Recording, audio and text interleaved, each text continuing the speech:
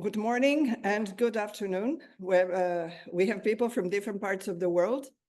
Thank you for joining us for the talk on massive deportations from the US to Mexico, Central America, and South America. Can Mexico and other countries absorb millions of deportees that President Trump promised to expel? And what will be the consequences? My name is Mirjana Tomic. I'm a former journalist, and I'm the author and moderator of seminars and talks on politics and media in Europe called European Contexts, generously supported by the Erste Foundation in Vienna, Austria, in cooperation with Presseclub Concordia, also in Vienna, one of the oldest press clubs in the world, and Forum Journalismus und Medien, an organization that supports quality journalism here in Austria. One can ask, what is the connection between European contexts and the impact of massive deportations from the US to Latin America? Well, first of all, different European political parties promised to organize massive deportations as well. So maybe they will be learning from President Trump and even emulating him. Second, President Trump's aggressive threats to Latin American countries that denied to accept US military planes with chained deportees on their soil may be a prelude to his policies towards Europe. Third, his divide and impera policy towards Mexico and Central American countries or Latin American countries seems to work rather well. And I think it is also the policy he plans to practice in Europe. Last but not least, maybe this attitude of the United States toward Latin America is partially an explanation why it has been so difficult for Europe and for Ukraine to gather support in South America for the against Russia or to introduce sanctions against Russia, because the US and the Latin American continent, in many cases, is often not seen as a country that defends and supports democracy and independence. Our speaker today is Carlos Heredia. He's an economist and migration expert. He's a full-time professor at the Center for Research and Teaching in Economic CIDE in Mexico City. He also served as a member of Mexico's Federal Congress from 1997 to 2000. He served as a government official in the Ministry of Finance, and he's been a member of the advisory board of Mexico Institute and the Woodrow Wilson International Center for Scholars in Washington, D.C. He's also a regular contributor to the Mexican daily El Universal. As you all remember, on the 20th of January, Donald Trump, during his inauguration speech, he mentioned Mexico more than any other country. He actually focused on Mexico. He mentioned deportations, he mentioned criminal gangs, he mentioned he will change the name of the Gulf of Mexico, and he mentioned more than once an expression that caught my attention, and that was manifest destiny. Manifest destiny may not be as familiar to some Europeans, but a manifest destiny is the concept or the policy that the United States of America has used to expand towards the Pacific and towards Latin America, to intervene in Central America and the Caribbean. I don't remember if this concept was ever used before, or at least in the last 40, 50 years by the by the US president. And my first question to Carlos, before we go into deportation, Carlos, you as a Mexican, how did you feel when you heard this concept that we thought belonged to history books? The screen is yours. Well, thank you, Mirjana, for this introduction. Good morning in Mexico City, good afternoon in Vienna and in the rest of Europe. I felt taken aback, but at the same time, it's no surprise because we cohabitate, we live with the United States, which cannot really restrain its expansionary aims. So people know from history that the United States took 50%, one half of Mexico's territory, stretching from nowadays California to Texas, including Arizona, New Mexico, and parts of segments of other states. So it's deja vu in the sense that we've experienced that throughout our history in Mexico and in the whole region. So we have lived with this for 250 years since the United States was born as a nation. So I will try, along my presentation to go back to that concept because it's very present. And just as an outstanding example, the situation in the Panama Canal helps understand that the overreaching of the United States geographically, geopolitically, economically, and so on and so forth. So I will make a short presentation as asked from me, and then I understand we will open it up to questions and answers as Miriana will guide us. So here's the presentation. I'm going to share screen now. So that's, of course, Trump being sworn in with Vice President J.D. Vance in the back. And here's the yet another definition of the manifest destiny. The doctrine that holds that the continuing territorial expansion of the United States through the American continent is justified and inevitable. And it's an irony that the United States basically confiscated the name of our hemisphere as the name of the country. On daily conversations and in official business, they refer to their country as America. We don't do that from the Rio Bravo south. We call it the United States. We don't call it America because America is a whole continent. From the Arctic Ocean to the Patagonia and Tierra del Fuego. But in any event, the Monroe Doctrine that warned that Europe should not interfere in the affairs of the United States, independent Latin American states, and potential United States territory. Now we know that Canada and Greenland and the Panama Canal are seen by Trump as objectives, geopolitical objectives of the expansion of the United States.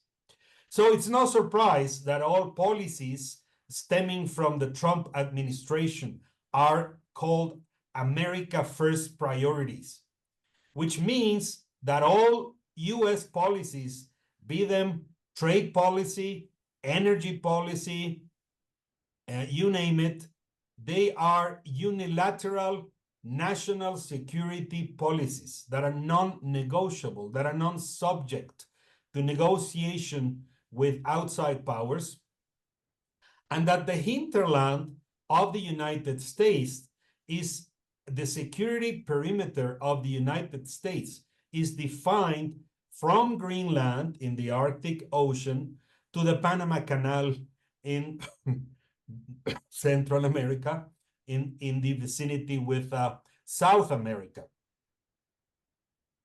Here's the reaction to Trump being inaugurated. You see the Washington Post, which has had trouble keeping their critical vision. And the Washington Post calls Trump's a stark vision, a dark vision. Taking office, Trump orders policy reversals from the Biden administration and begins reshaping the government. What is the reaction of two media from Moscow? Pravda.ru has as its headline a declaration, a statement from Dmitry Medvedev, Trump's inauguration proves multipolarity of the world. Moscow does not accept the version that we have a G1 world. And China dedicates its front page, of course, to Xi Jinping, who discusses the Spring Festival in China. In the inner pages, they have some information on Trump being sworn in, but it's not nearly the main headline and the front page. And these two phrases summarize the statement that President Biden made in his farewell speech.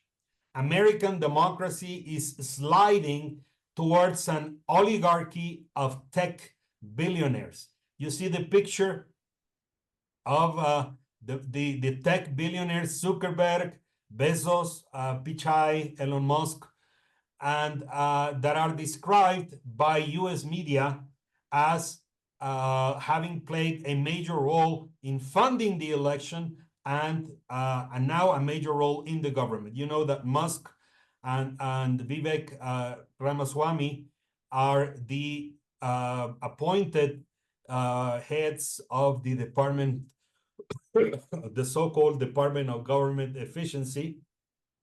But I included this phrase by Hannah Arendt because I think that it really sums up the geist of what is going on in the United States. Businessmen became politicians and were acclaimed as statesmen, while statesmen were taken seriously only if they talked the language of successful businessmen.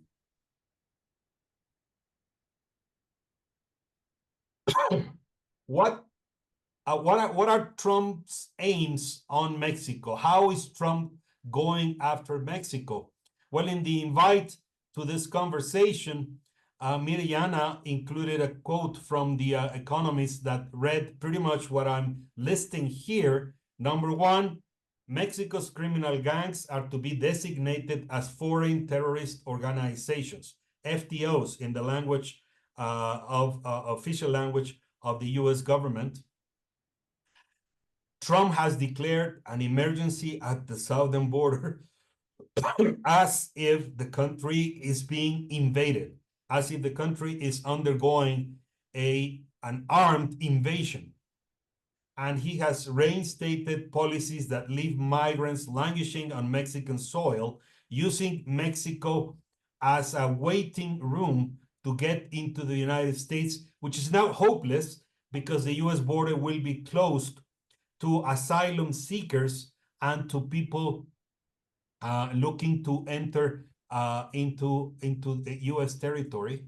And number four, he has ordered federal institutions to call the Gulf of Mexico the Gulf of America. I understand that even Google Maps is already changing the name, the denomination of the Gulf of Mexico to the Gulf of America. But that implies many consequences that do not meet the eye immediately, because the Gulf of Mexico is the site of a vast wealth of mineral underwater resources that are coveted by Trump.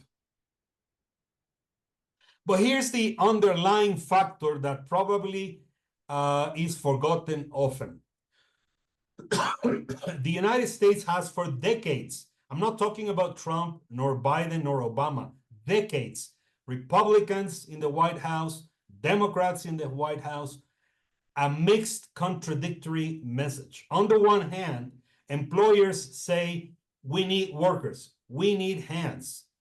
Help wanted, inquire within, as the image reads. And at the same time, that's the employers, that's the private sector, that's the companies who need workers. And at the same time, the government in Washington says, do not trespass.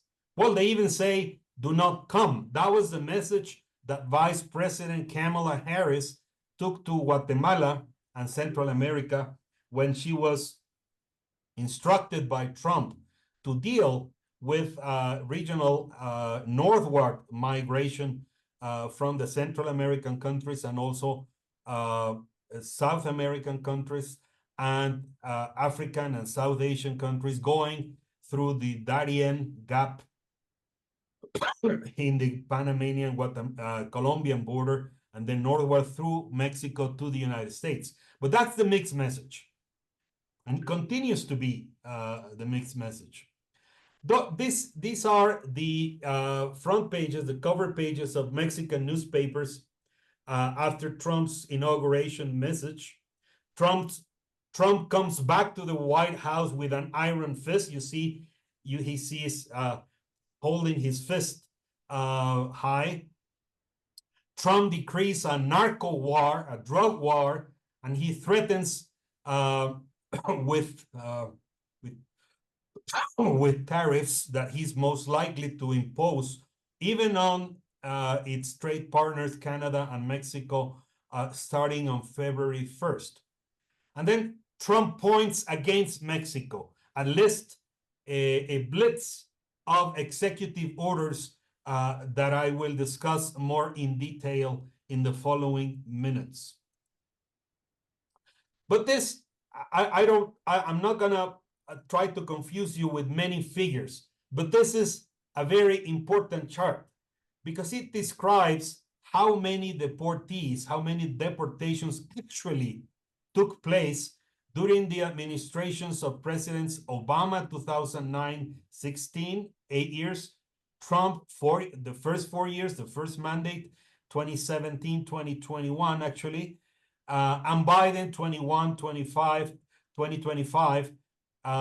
which surpassed both Obama and Trump. But in any event, it is important to understand that there are three classes of deportations. The first one are those prompted by an order from the judiciary. The second are self-deportations, when people that basically know they will be deported eventually prefer to leave on their own initiative, because otherwise, if they are deported, they will not be allowed into the United States, at least for the next 10 years. And then the expulsions under Title 42, which needs no court order, no trial, no bureaucratic procedure, but it's an immediate, on-the-spot expulsion for reasons of public health, quote unquote, because COVID is long over, but it's gonna be reinstated, or it has already been reinstated as the rationale for expelling people who have just come across the border. But although Biden stands out as the president that has in only 4 years even surpassed Obama's total in 8 years and Trump's total in 4 years, there's an aspect of this that is not evident, that does not meet the eye, and it is the fact that both Obama and Biden deported people that had just come across the border. So it is extremely in contrast, a sharp contrast with the kind of deportations that Trump did manage to achieve in his first 4-year term, and that Trump has undertaken in his current term. What is the difference? The difference is Trump is deporting families that have been in the United States probably for 20 years, that are mixed families, that the parents have no papers, but the kids were born in U.S. territory and are U.S. citizens by birthright, that Trump also wants to abolish. And the way they are hurt and their family life is broken is completely different. So Trump includes in the deportation a sense of humiliation, a sense of criminalization of migrants. What is their crime? Having entered the United States with no papers. Of course, if there were more opportunities to meet the demand of US employers with papers through the legal system, they would prefer that. But it so happens that the system is unable to cope with the demand. And when Democrats and Republicans, namely Senator Chuck Schumer of New York and Senator Mitch McConnell of Kentucky, the Republican majority leader, reached an agreement in November 2023 that included pretty much all of the Republican proposals and demands and suggestions to tighten migration enforcement and border enforcement.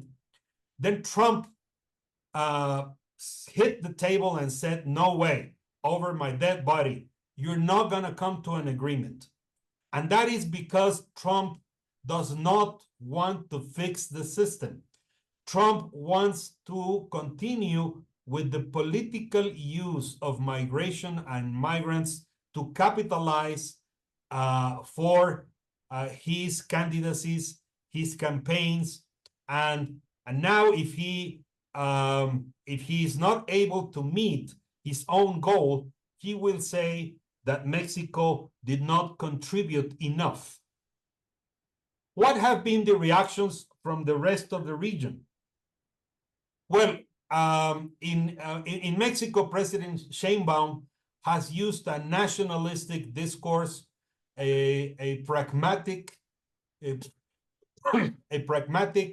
approach to reach transactional agreements. Basically, she has hidden the bottom line, which is we will use migrants as a bargaining chip, just like President López Obrador did from 2018 to 2024. But let me use the nationalistic discourse directed to the masses, directed to Mexicans who follow her an hour and a half, 2-hour appearance before TV cameras at the beginning of the business day from Monday to Friday. So the utmost priority for her is the renovation, the confirmation, the extension of USMCA that will be held. The review will be held in 2026, although President Trump has already declared that he wants to move it up, move it forward, and start not reviewing but renegotiating this agreement. My colleague Isidro is an expert on this. Excuse me, Carlos, could you just explain what is USMCA? Yes, it is the United States-Mexico-Canada Agreement, which was enacted in 2020, on July 1st, 2020, and is coming under review in 6 years after its enactment, namely on July 1st, 2026. Although the working groups are already in place and they have started work, and President Trump has decided that he wants to move forward the review and convert it into a full renegotiation. We don't know what the agreement will look like after this renegotiation, and everything is on the table, even though that it's Trump who is the main promoter of USMCA, which substituted the original NAFTA agreement, the North America Free Trade Agreement. You will notice that the initials, United States, Mexico, Canada agreement, do not read North America and do not read free trade, as opposed to the original NAFTA, whose name was North American Free Trade Agreement. So the current name does not bear the regional reference of North America and does not bear the free trade title, because basically for Trump, free trade is a thing of the past, and we are now going to have the politics of force. So that's the reaction by President Sheinbaum. President Arevalo, our immediate neighbor to the south, President Arevalo had a lot of trouble even being sworn in a year ago on January 14th, 2024. And he only managed to come into office. He won the election handsomely, but the extreme right resisted his being sworn in. But the United States leveraged its weight, its political weight, so that President Arevalo could be sworn in. So basically, President Arevalo has said, I will accept deportations of fellow Central Americans from other countries, from El Salvador, Honduras, Nicaragua, in Guatemalan soil. But at the same time, it is in the interest of Washington that my government is not destabilized, because that will immediately translate into the increase of northward migration. And he's telling the truth. So Guatemala is a buffer zone for the migration of the rest of Central America towards the United States. Two countries in South America basically love Donald Trump. Well, not two countries, two governments. President Nayib Bukele of El Salvador and President Rodrigo Chavez of Costa Rica have repeatedly stated that they like Trump's proposals, which are not proposals, are basically unilateral decisions, and they will play ball with Trump. Meanwhile, President Xiomara Castro, who belongs... Excuse me, I just want to add that President Bukele in El Salvador has built one of the biggest jails in Latin America, and his way of combating gang crime is basically to jail as many people as possible. Exactly. That's exactly the case.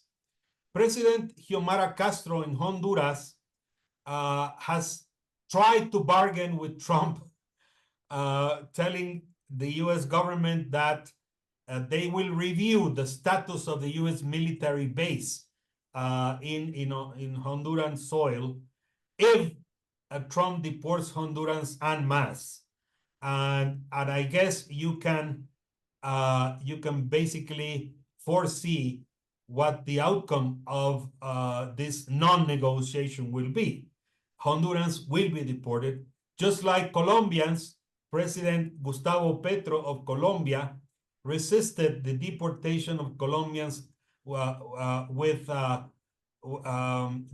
shackles, as if they were prisoners of war or as if they were criminals.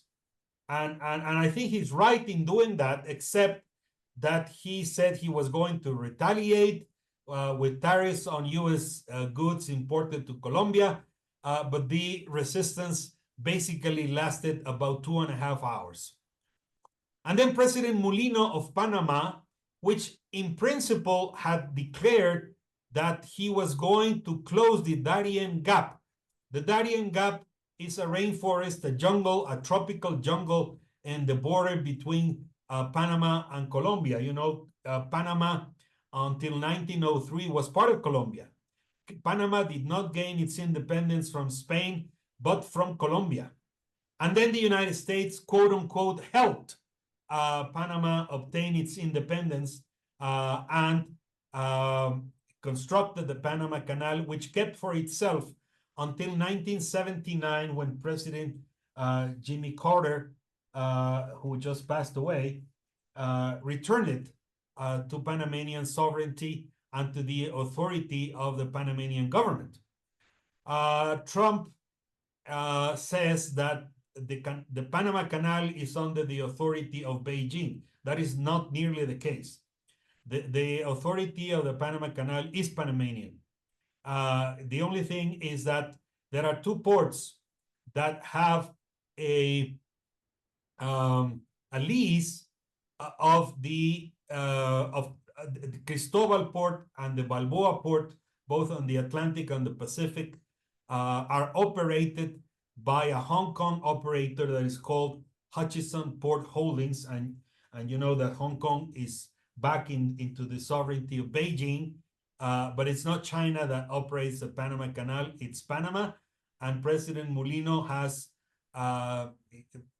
shifted his position of being favorable to Trump when Trump threatens to take back by force the Panama Canal. He has garnered the support of basically the rest of Latin America, who see this basically as yet another demonstration of the manifest destiny doctrine in 2025. I will stop here 30 minutes, and I am prepared to engage in questions and answers and comments when Mirjana tells us to do so. Thank you so much for this overview. I will use the privilege of being the moderator to ask a few questions, and I ask the audience to prepare and raise their hands. Well, first of all, I have listened to the Mexican president speak about deportations, and she only speaks how she will receive people with warmth and humanity, but she avoids any practical questions like, what will happen to these people if there are thousands of them, if there are millions of them? What will happen to foreigners? Just as an example, there are 1,000 Russians in American jails who escaped Putin's Russia and entered the United States through the southern border. What will happen to she also mentioned repatriations. She also has this program called Mexico Hugs You. Mexico te abraza. Like Mexico is now hugging all of the people that left the country because they were looking for a better future. So my question is, how many people will she be able to hug? How many people will she's talking about repatriations? How is she going to do it? She's going to do her own deportations, like Trump is doing. And last but not least, when we were preparing this talk, you mentioned that there were a big amount of people on the border of all nationalities. They are a perfect target of cartels. And so could you just give us an idea what will happen to these people? You gave an overview, but what will happen in practical terms? Well, I am not going to make a prophecy here. I'm just going to tell you what actually happened during the almost 2 years that Remain in Mexico was effective under President Biden's administration. What was Remain in Mexico? Basically, Mexico became a waiting room for 70,000, that's 70,000, 70,000 asylum seekers who had submitted their application to the United States government and were forced to by the Biden administration first by the Trump administration, and Biden tried actually to stop it, but a court order told him to continue that, to wait for a resolution from U.S. courts in Mexico. What happened?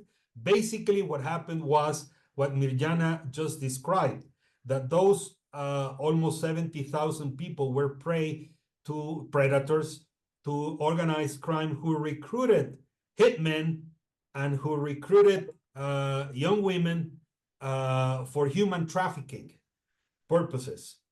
So what will happen now, I am afraid that the panorama, the outlook is not very different, because if you ask me, how much has the current Mexican government allocated in the federal budget to welcome the Trump deportees, my answer is zero.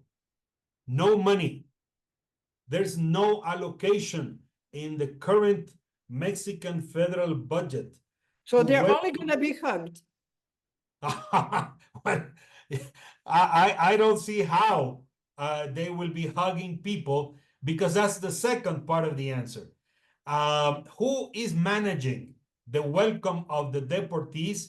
The army. The army is not trained to give hugs.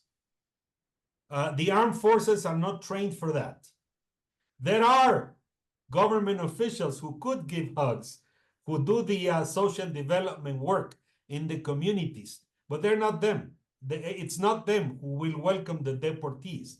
Mexico has militarized both borders, the northern border with the United States and the southern border with Guatemala and Belize in Central America. So that continues to be the case. The office that will handle or is handling receiving the deportees is basically the same office that is in charge of militarized migration containment. Though there will be no hugs, definitely not. But basically, what I see is what we already experienced on the Remain in Mexico phase 1, which is the abandonment of these people. Even if they're put into temporary shelters upon arrival, there will not be enough, and there is no personnel, no staff that is prepared and trained to welcome deportees. What they're trained to do is militarized migration containment. Thank you. We have a question here by Tamara Sil from the Austrian public broadcaster that says, tomorrow there will be an emergency meeting of the CELAC group in Honduras with focus on migration and Latin American unity. What can be expected from that? Well, the meeting was canceled. Yes, Tamara just wrote that.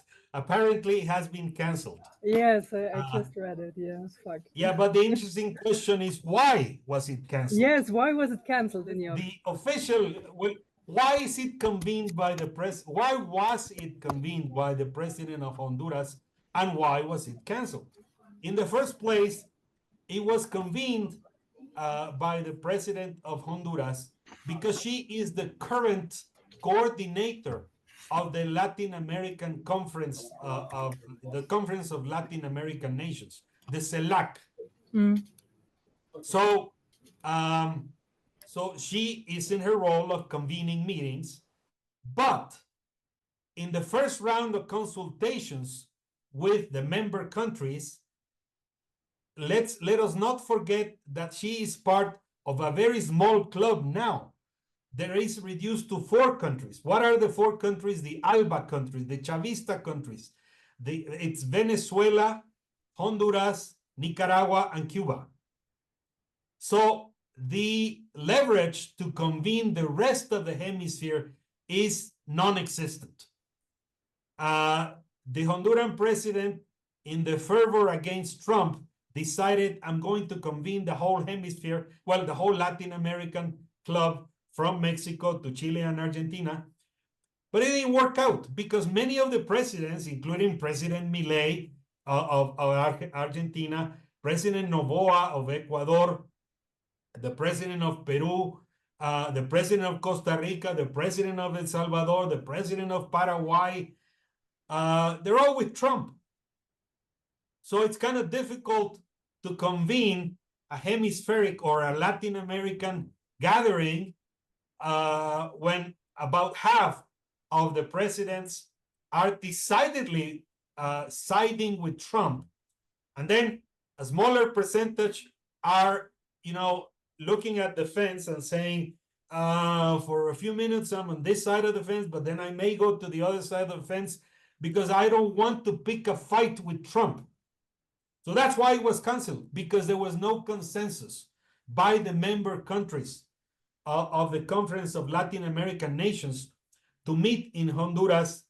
And after the fiasco by Gustavo Petro, Gustavo Petro quoted Gabriel Garcia Marquez in Cien Años de Soledad, 100 Years of Solitude, and said, I will never surrender, I will always fight, like Coronel Aureliano Buendía defended Macondo. And his fellow Colombians told him, President, you're crazy. So he dropped the flag. And 2.5 hours later, they said, okay, I will accommodate to U.S. demands, but don't put shackles on Colombian citizens when they're deported because they're not criminals. And in that specific point, he's right. Thank you. Very uplifting. There is another question. I cannot read who wrote it. Can Trump deportations rhetoric, more soldiers and new walls on the border really stop people making their way to the United States? The Trump administration wants to declare Mexico a safe third country. Will it happen? It has already happened de facto. We are de facto. Excuse me, there is more to a question, I didn't say it. What happens to deportees from other countries? Does Mexico really have the money, the resources to take in people from third countries?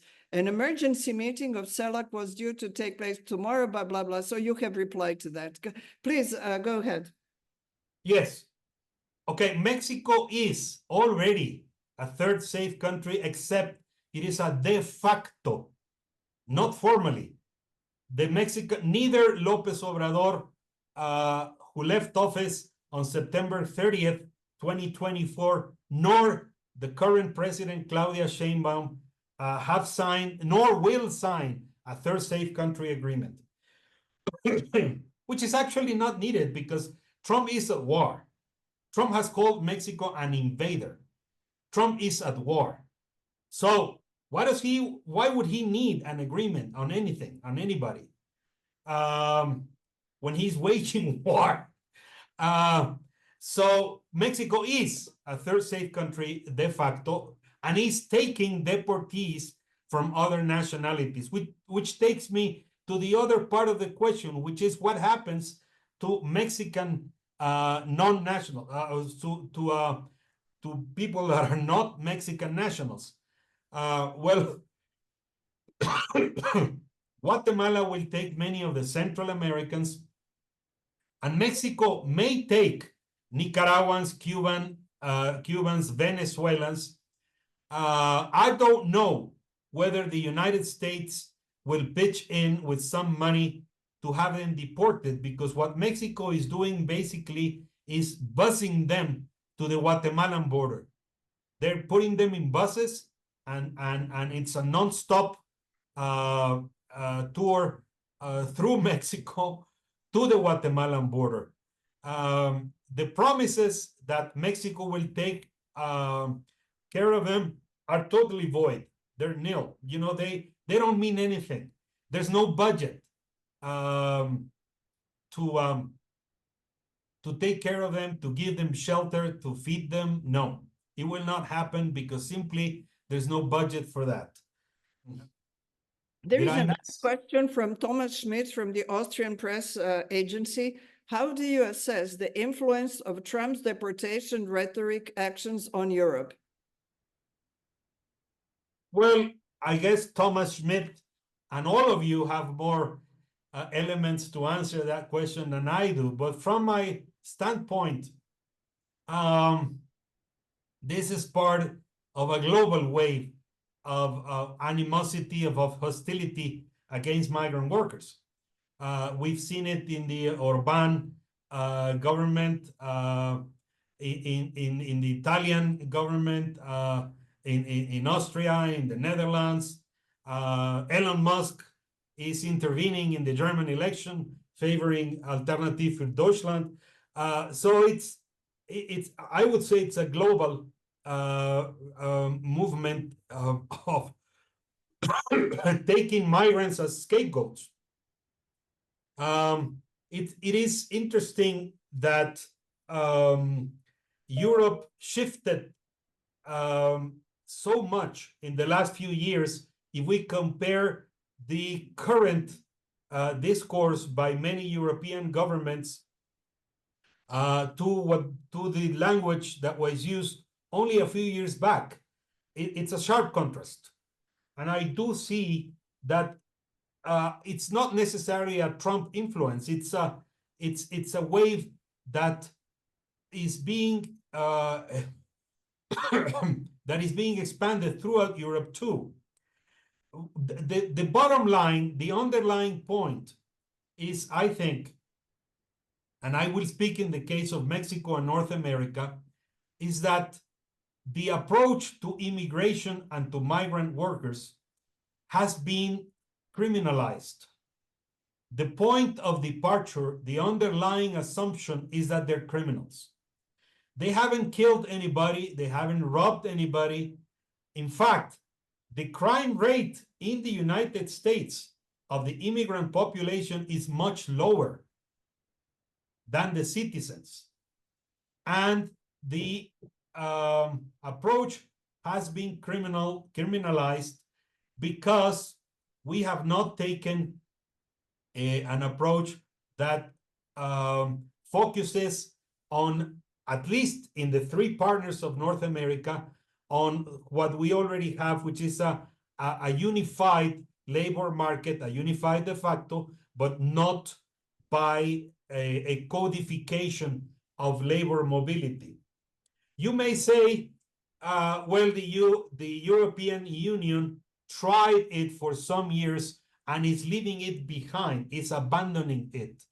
Realities are different, but right now what I can tell you is that the United States does not want to fix the labor market. The United States has vacancy, an enormous labor shortage of between 9 and 11 million posts, 9 and 11 million jobs, which is equivalent to the number of people who work in the United States with no papers.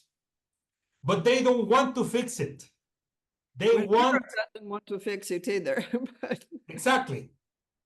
may I read a second question? It's International Press Institute, but I know it is a friend, it's Javier Luque. He says, it seems that state actors worldwide, including governments, are merely reacting to Trump's whirlwind of measures, most of which were in some way predictable. When do you think governments in Latin America might adopt more proactive measures to confront Trump? What might those measures look like, Javier? Not going to happen anytime soon, because the dependence of many governments vis-a-vis the United States is immense. But I want to take opportunity, I want to take advantage of this question to make a very important differentiation between the position of governments and the position of the migrant workers themselves. When the Central American or the Mexican government say, we will negotiate with Trump, what they're basically saying is, I will defend the interest of my government. They're not saying, we will defend the migrant workers. They're not saying, I will defend fellow Mexicans. What they're saying is, I will continue to use Mexican migrant workers as a bargaining chip with the Trump administration. That's what they're saying.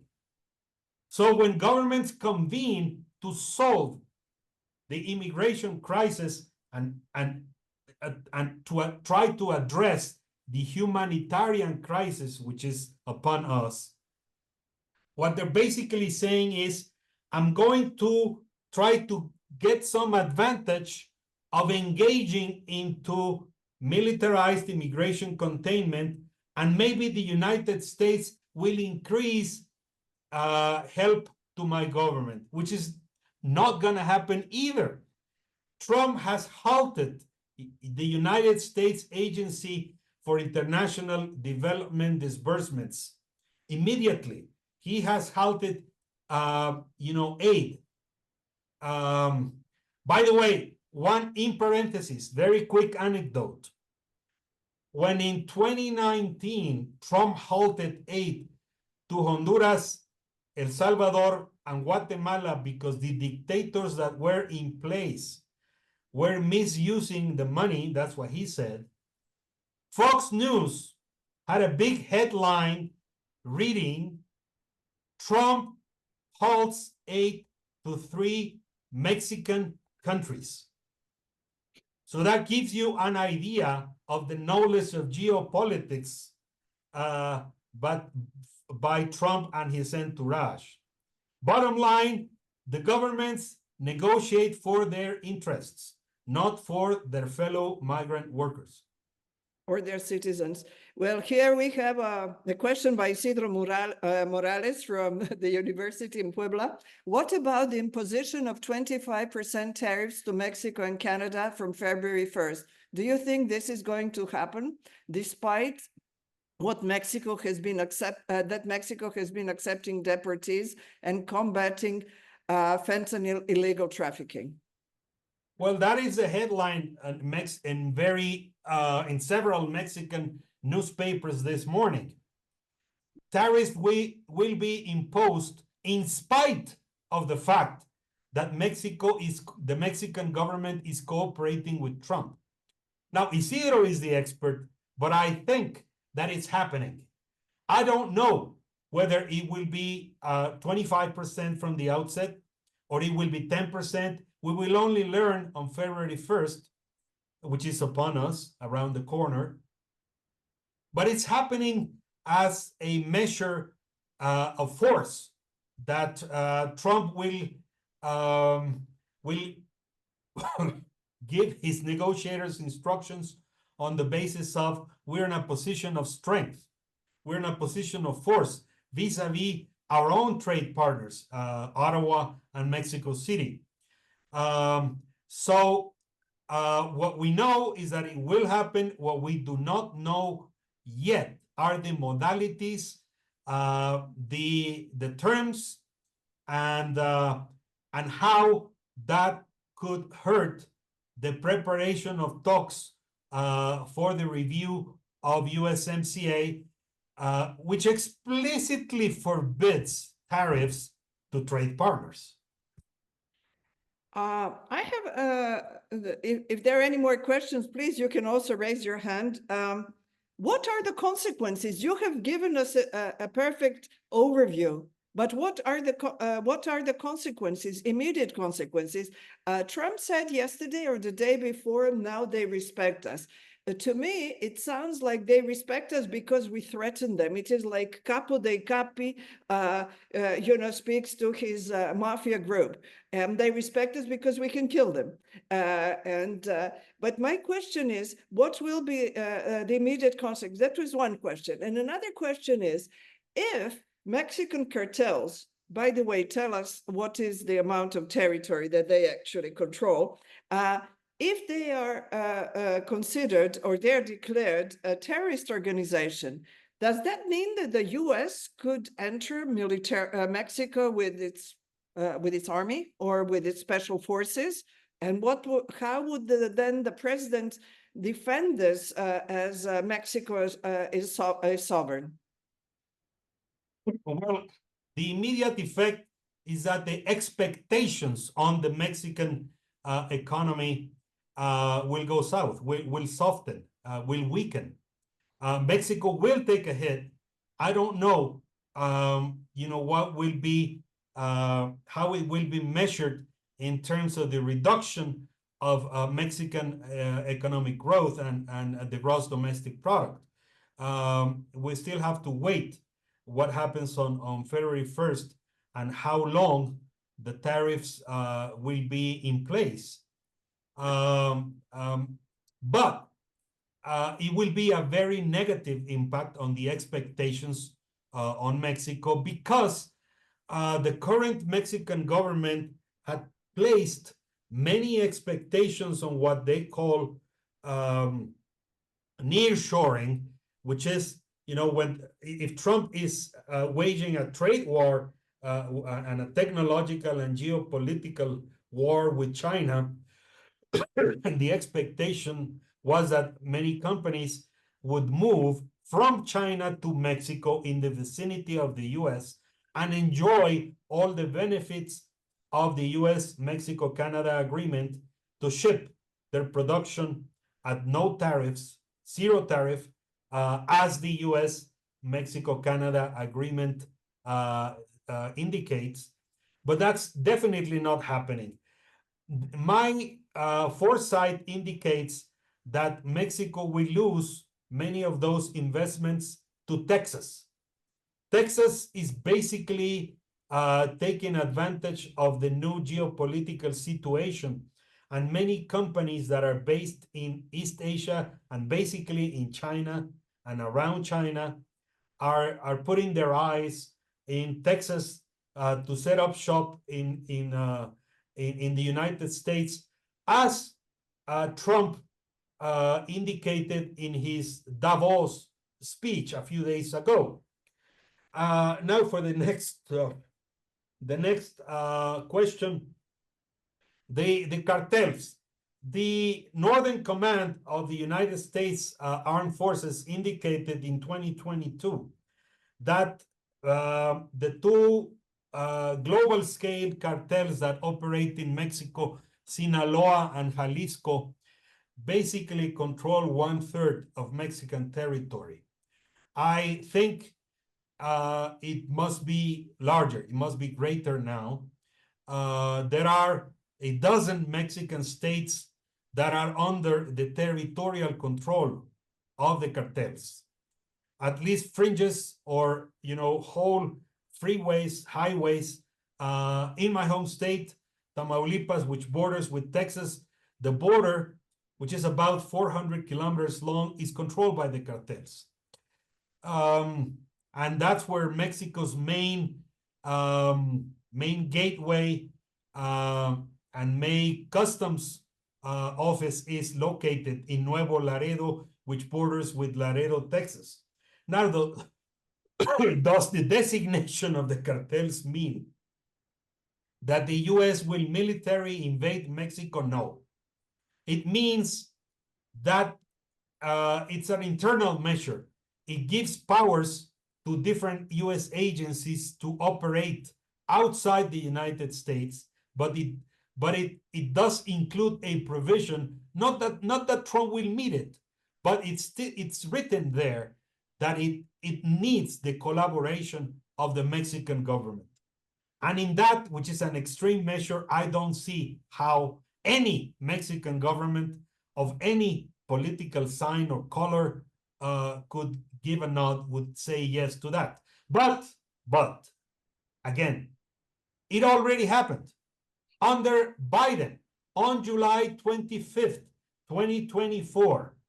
There was and I will be very careful in using the exact word of what described the military operation that the United States undertook within Mexico, an extraction of Ismael El Mayo Zambada, which one of the big two bosses, Sinaloa, Joaquin El Chapo Guzman,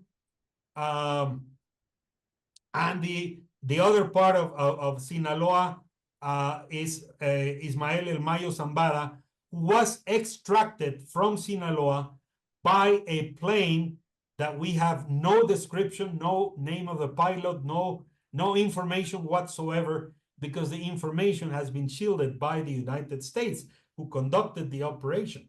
Although they deny that the aircraft, the pilot, the crew, anything was controlled by the US government. So it already happened without having designed the cartels as foreign terrorist organizations. That will meet a formality of US legislation, but they're prepared to do operations like this because they did it under an administration of the Democrats, under Joe Biden. More so the case under Trump, that will use all sorts of technology. And let me tell you that those actions may be and will be rejected firmly by the Mexican government. But there are people inside Mexico who are saying, especially in the north, that they would welcome such an operation as the one who took place in July, with no invasion.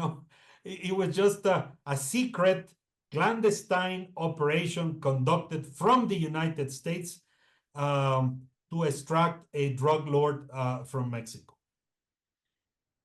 Wow, thank you so much for this incredible overview. And what I find fascinating is also, but this is a topic for another conversation, why mainstream media, let's say in Europe, do not cover in details all these a lot of these events that you have talked about when the Democrats are in Washington. We now learn about many details that Trump is president. But what I think is very important from what you have told us also, that there is a trend. It is not that it all happened all of a sudden. On the other hand, let us see everything. We seem to be living by expectations. What will happen? What will happen on the 1st of February? What will happen in Greenland? Is he going to invade Greenland? And we shall have a lot more events trying to understand. And I think that what was really fantastic about this talk with you, Carlos, is one of the main focuses of this talks is always to understand the local context. And you have done it so well. And I'm sure we shall continue this dialogue, at least to understand among media and academia what the local context is. Thank you so much. And until next time, we shall be continuing the conversation. Thank you. Dankeschön. Bitte sehr.